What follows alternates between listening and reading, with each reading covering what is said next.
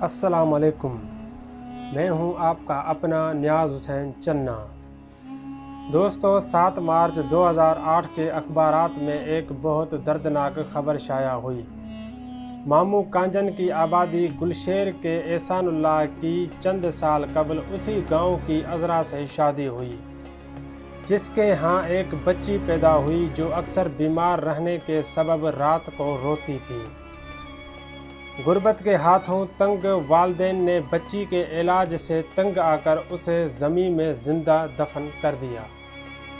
غربت کی وجہ سے لوگ اپنے گردے فروخت کر رہے ہیں، عصمتیں بیچی جا رہی ہے، مفلسی کی وجہ سے جیلیں بھری پڑی ہے، چوریاں، ڈاکے اور قتل ہوتے ہیں۔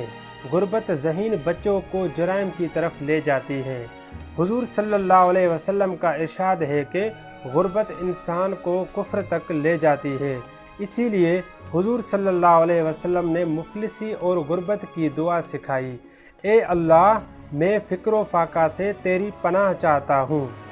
دوستو، ہماری اکثر پریشانیوں، تشویش، اضطراب اور ذہنی بے سکونی کی وجہ مالی پریشانی ہے، اور صحت کے بہت سے مسئلے ذہنی دباؤ اور ٹینشن کی وجہ سے ہوتے ہیں۔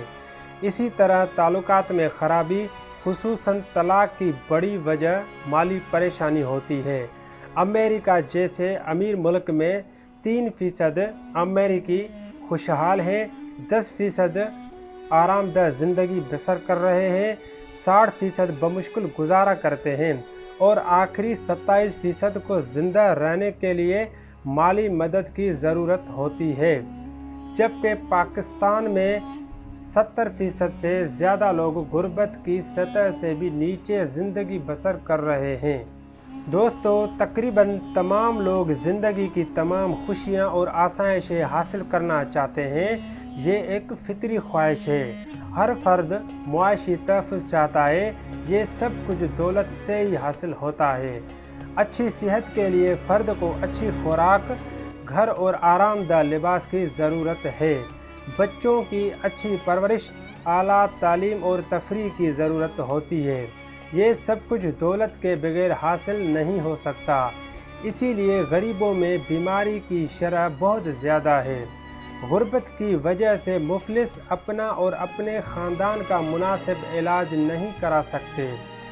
آج کی یہ ویڈیو بنانے کا مقصد یہ ہے کہ خوشحالی اور حلال دولت کمانا کیوں ضروری ہے۔ مزید انفارمیٹو ویڈیوز کے لیے میرا یوٹیوب چینل سبسکرائب کرنا اور فیس بک پیج نمل ٹی وی کو فالو کرنا نہ بھولیں۔